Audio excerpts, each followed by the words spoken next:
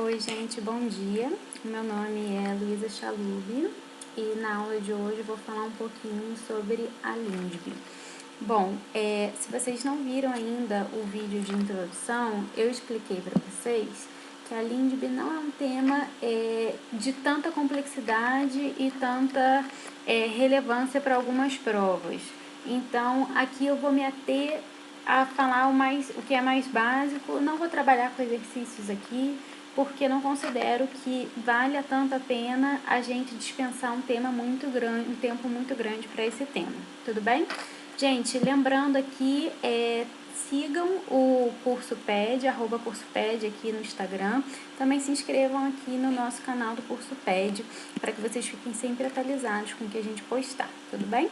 Então, vamos lá. Gente, algumas noções gerais só sobre a LINDB e eu quero falar um pouquinho sobre as alterações também. Eu deixei aqui um material bem completo, então tem bastante coisa sobre LINDB, bastante dispositivo, tem um julgado também, que é trabalhado no final, mas, mais uma vez, esse tema, como ele não apresenta tanta complexidade, eu vou deixar para que vocês façam a leitura, vocês entrem em contato comigo se vocês ficarem com alguma dúvida, mas é um tema mais tranquilo de vocês estudarem sozinhos. E como nosso tempo aqui é curto, a gente vai privilegiar temas mais complexos. Então, vamos lá, gente. Primeiro ponto, a LINDB, antigamente chamada de LIC, é o Decreto-Lei 4.657 de 42. Ela é conhecida como uma norma sobre direito. O que é isso? É uma norma sobre outras normas, também chamado de lei sobre lei. Ela é uma norma, uma lei que vem para regulamentar outras leis.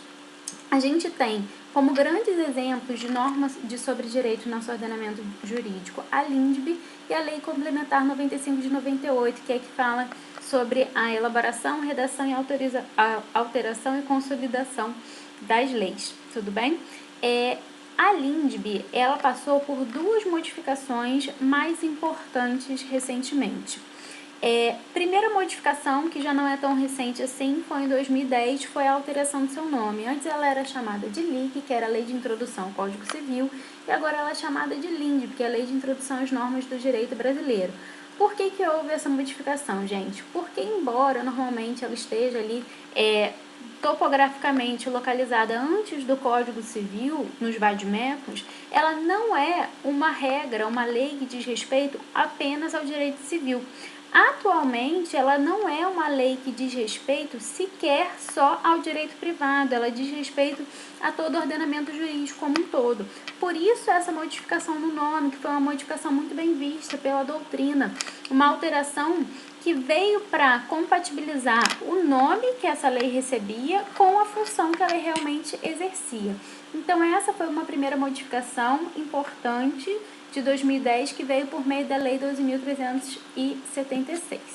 Agora, uma outra modificação, e essa é uma modificação que eu gostaria de chamar um pouco mais a atenção de vocês, porque, embora ela já não seja mais tão recente assim, ela é de 2018, ela é muito importante porque ela é muito extensa, e a gente teve no ano passado um decreto regulamentando essa modificação de 2018. Então, é bem interessante que vocês fiquem atentos a isso. Gente, essa modificação que ocorreu em 2018, ela consagra aquilo que eu acabei de falar com vocês, que a LINDB, ela não é apenas uma lei que influencia o direito privado, mas também o direito público. Então, ela é uma lei sobre lei, uma norma sobre direito do ordenamento jurídico como um todo. Por que eu estou falando isso, gente? Porque a Lei 13.655 de 2018 inseriu 10 dispositivos na LINDB. Nenhum desses dispositivos diz respeito a direito privado. Todos os dispositivos dizem respeito a direito público. Mais especificamente, eles falam sobre direito administrativo, direito financeiro, orçamentário e tributário. Tudo bem? Então, como foram muitas novidades legislativas, 10 dispositivos, aumentou bastante, era uma lei que ela foi aumentada em mais de 50%. E são dispositivos específicos para direito público, trazendo vários conceitos jurídicos abstratos aí. Essa lei teve que ser regulamentada, e ela foi regulamentada por um decreto, que é o Decreto 9.830 do ano passado. esse decreto, ele tinha o objetivo de tentar dar certa concretude para vários conceitos jurídicos abstratos que estavam ali. E eles ainda não tinham conseguido ter um entendimento pacificado pela doutrina na forma de sua interpretação, tudo bem? Então, como que está a LINDB agora, gente? A LINDB agora, ela trabalha com os seguintes temas nessa ordem. Artigo 1º e 2º, vigência e eficácia das normas jurídicas. Gente, esses são temas, vigência e eficácia das normas jurídicas, bastante importantes dentro da LINDB. Ok? Então, aqui você tem que saber, eu coloquei aqui um resuminho para vocês mais para baixo, mas você tem que saber pelo menos os conceitos básicos que envolvem esses dois temas. Características de sua aplicação no artigo 3º, formas de integração no artigo 4º, que é quando existe uma lacuna na lei, formas de interpretação no artigo 5º, a gente não tem aqui uma lacuna, mas a gente tem multiplicidade de interpretações daquela norma, então quais são os parâmetros ali que o juiz ele tem que utilizar. Aplicação da norma no tempo, artigo 6º, aplicação da norma no espaço, artigo 7º a 19º. Gente, aqui a aplicação da norma no espaço, esse tema, ele é mais comumente, a gente trabalha ele em LINDB, mas ele é mais comumente trabalhado em DIPRI, que é Direito Internacional Privado. Então, quando você estuda lá Direito Internacional Privado, você trabalha com as regras concernentes ao casamento, capacidade, obrigações, mas muitas vezes essas questões acabam sendo cobradas dentro da LINDB mesmo, então dentro do direito civil pode ser que caia. Agora, quando caem questões relativas a esses artigos do 7º ao 19º, normalmente são questões bem baseadas na letra da lei mesmo, então não tem muita divergência doutrinária sendo cobrada em relação a isso dentro do direito civil. Já em relação ao resto das matérias, que vai do artigo 1º ao artigo 6º, aí sim é importante que vocês saibam mais o posicionamento da doutrina, porque isso acaba sendo um pouco mais cobrado, já que são matérias que são mais específicas mesmo de direito privado, direito civil, não entram tanto em DIPRI. Por fim, gente, essa alteração dos artigos 20 a 30, que são regras sobre segurança jurídica e eficiência na criação e na aplicação do direito público. Então, como eu disse para vocês, envolve aqui matérias de direito público, direito administrativo, tributário, orçamentário, financeiro, e são matérias que foram incluídas recentemente. O artigo 25 ele foi vetado, tudo bem, gente? Então, do artigo 20 ao 30 teríamos 11 dispositivos, mas como o artigo 25 foi vetado, a gente ficou apenas com 10, tudo bem? Passando aqui rapidamente, gente, eu não vou trabalhar todos os conceitos com vocês, mas é só pelo menos para mostrar o que a gente tem aqui, o que seria interessante que vocês soubessem. Então, vigência, vigor, existência, validade e eficácia. A gente tem que saber essa diferenciação, tá? Porque isso às vezes é cobrado até em questões de direito constitucional, quando a gente trabalha lá com processo legislativo, então é interessante que vocês saibam esse ponto, diferenciar cada um deles. Importante saber diferenciar vigor e eficácia. Vigor é a aptidão teórica de produzir efeitos e eficácia é a aptidão prática. Então, quando uma lei está em vigor, quer dizer que ela pode produzir efeitos. Agora, não necessariamente uma lei que está em vigor, ela tem eficácia. Um bom exemplo para isso, que eu sempre gosto de trazer, é o artigo 50 da Lei de Contravenções Penais. O que o artigo 50 da Lei de Contravenções Penais traz para a gente?